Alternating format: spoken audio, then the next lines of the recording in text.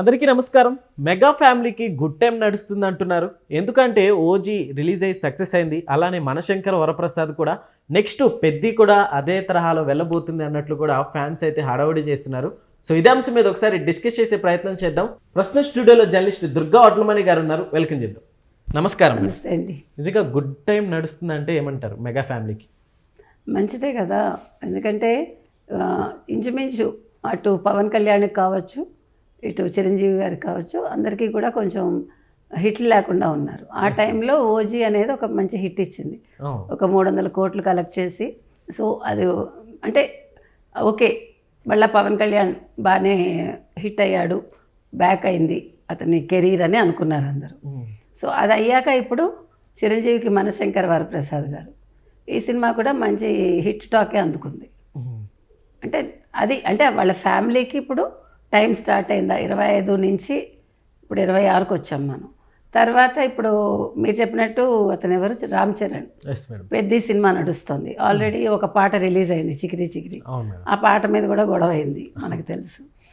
అంటే ఒక శివాజీ మాట్లాడితే తప్పైంది కానీ ఇందులో ఉంటే తప్పులేదా అని. సో తర్వాత ఇప్పుడు ఇంకొక పాట కూడా ఈ నెల 25న రిలీజ్ చేస్తామంటున్నారు. మార్చి 27 రిలీజ్ అండి డేట్, మార్చి 27. ఈలోగా వాళ్ళు ఇవన్నీ టీజర్లు ఇవన్నీ కూడా చాలా గ్రాండ్గా రిలీజ్ చేయాలని చూస్తున్నారని తెలుస్తుంది. క్లైమాక్స్ కూడా మా పెద్ద చాలా భారీగా ప్లాన్ చేశారు, చాలా బాగా చేయబోతున్నారు క్లైమాక్స్ చిత్రీకరణ కూడా అని తెలుస్తుంది. సో పెద్ద మీద కూడా చాలా యవనాలి భారీ అంచనాలు ఉన్నాయి. అది అందుకని ఒక రకంగా ఇప్పుడు మెగా ఫ్యామిలీకి మొత్తం అంటే మెగా కాంపౌండ్ అనాలో మెగా ఫ్యామిలీ అనాలో మంచి రోజులు స్టార్ట్ అయ్యాయి. అయితే మరి మన అల్లు అర్జున్ ఏమయ్యారు అని చూడాలి ఇంకా. సో అల్లు అర్జున్ కూడా అట్లీతోటి చాలా అంటే అది చాలా డిఫరెంట్గా ఫారిన్ ఆర్టిస్టులతోటి అంటే మేకప్ కావచ్చు ఇవంతా కూడా అది ఒకటి. అతను మరి ఎన్ని క్యారెక్టర్స్ వేస్తున్నాడు ఎవరు అల్లు అర్జున్ అనేది మనకు తెలియదు ఇంకా. సో అది కూడా చాలా భారీగా వాళ్ళు ప్లాన్ చేస్తున్నారని తెలుస్తుంది. ఓకే.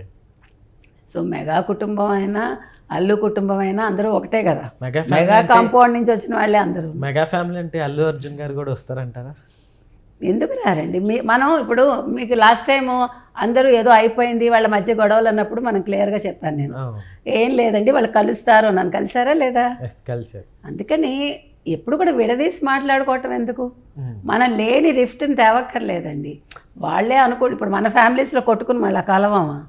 అట్లానే ఉంటాయి. కాకపోతే డబ్బులు ఎక్కువయ్యే కొద్దీ కొంచెం గొడవలు ఎక్కువైతాయి, లేదు కాంపిటీషన్ ఎక్కువయ్యే కొద్దీ గొడవలు ఎక్కువైతాయి, లేదు నువ్వా నేనా అనుకున్నప్పుడు. ఇప్పుడు రాజకీయాల్లో అంతే కదా, వారసుల దాకా వచ్చేసరికి గొడవలు వస్తాయి. ఇవన్నీ మామూలే. ఎవరు వారసులైనా ఎవరి మార్కెట్ వాళ్ళది.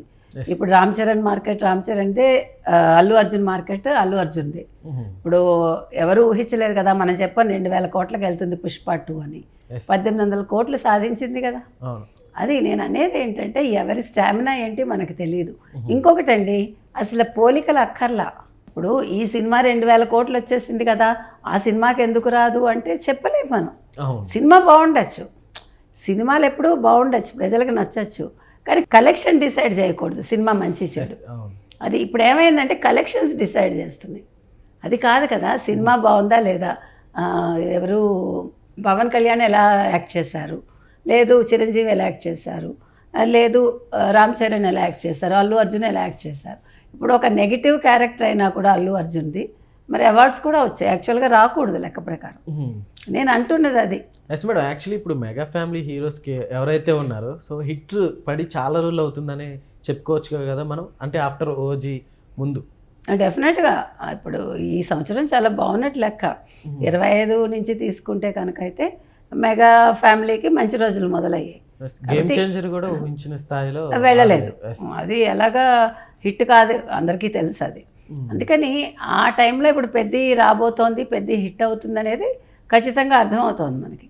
అంటే ఒక్కొక్క సినిమాకి మనం చూడగానే ఒక హైప్ వచ్చేస్తుంది, మనకు తెలిసిపోతుంది ఖచ్చితంగా ఈ సినిమా హిట్ అవుతుంది, ఈ సినిమా హిట్ అవ్వదు అనేది. ఆ రకంగా చూసుకుంటే ఓజీ హిట్ అయింది, మనం మనశంకర్ వరప్రసాద్ గారు హిట్ అవుతుందని చెప్పాము, పెద్ద కూడా పెద్ద హిట్ కావచ్చు ఖచ్చితంగా. సో అలాగే అల్లు అర్జున్ది కూడా, ఎందుకంటే అట్లీతోటి సినిమా అది కూడా చాలా డిఫరెంట్గా వాళ్ళు ప్లాన్ చేస్తున్నారు. అందుకని అది కూడా చాలా ఖచ్చితంగా అది కూడా ఒక పెద్ద హిట్ అవుతుంది. సో మొత్తం మీద మెగా కుటుంబానికి ఇది కలిసి వచ్చిన ఇయర్గా మనం చెప్పుకోవచ్చు. Yes madam. Okay madam, thank you. Thank you.